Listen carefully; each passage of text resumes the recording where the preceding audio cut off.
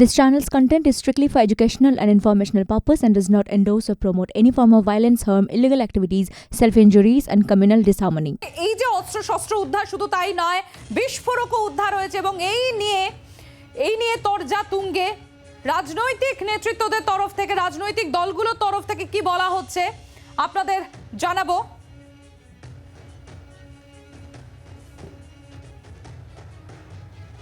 কুণাল ঘোষ তিনি এক্স হ্যান্ডেলে পোস্ট করেছেন সন্দেশখালী ইস্যু জিয়ে রাখার জন্য পরিকল্পিত চক্রান্তে অতি নাটকীয় কাজকর্ম করে ভোট প্রভাবিত করার চেষ্টা হচ্ছে দিল্লির তরফ থেকে।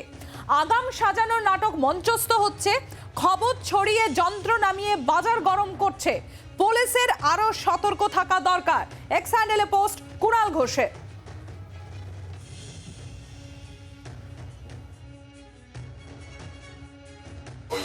না, ওনারা ভোট চলাকালীন নাটকীয়তা দেখাতে চাইছেন। দেখো কত কি হচ্ছে, এনএসজি এলো, সিবিআই এলো, আর যত এটা করবেন ততই এটা সন্দেহটা আরো তীব্রতর হবে যে কোনো না কোনোভাবে এটা একটা সাজানো ষড়যন্ত্র কিনা, কেউ বা কারা এটা রাখলো কিনা, আগে গিয়ে কে রেখে এলো, তারপরেই এইসব উদ্ধারের গল্প সামনে এলো। তো এইগুলো যত ওনারা এই নাটকীয়তার উপর জোর দেবেন তত বেশি ওই কাউন্টার কোয়েশ্চেন্সগুলো কিন্তু মানুষের কাছে আসবে। এটা তো আমরা আবার বলছি, এখনো পর্যন্ত আমরা কোনো অস্ত্র উদ্ধার এখনো দেখিনি। গোটাটাই এখনো পর্যন্ত সূত্র থেকে বিভিন্ন জায়গা থেকে আসা খবর।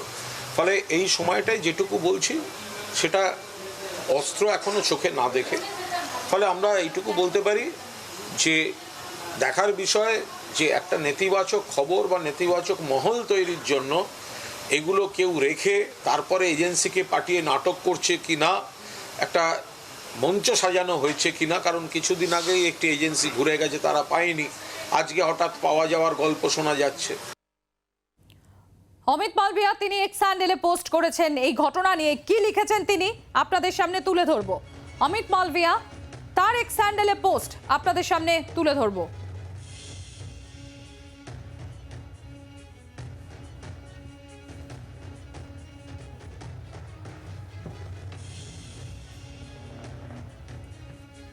শুভেন্দু অধিকারী কি বলেছে শোনাবো আপনাদের।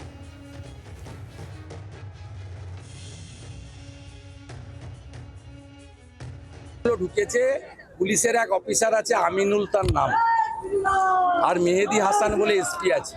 এরাই সহযোগিতা করে এই অধিকাংশ অস্ত্র আপনি দেখবেন চাইনিজ মেড।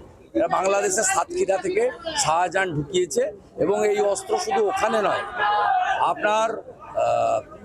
আপনি আয়ুব গাজীর কাছেও পাবেন মিনাখাতে, আপনি রাজা গাজীর কাছেও পাবেন বাসন্তীতে, শকত মোল্লার জীবনতলার ওখানেও পাবেন, ফলতাতে গেলে জাহাঙ্গীরের কাছেও পাবেন।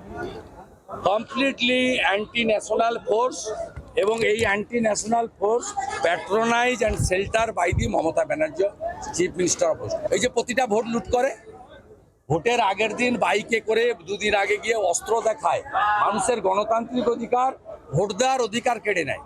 পঞ্চায়েতে 1 কোটি ভোটারকে ভোট দিতে দেয়।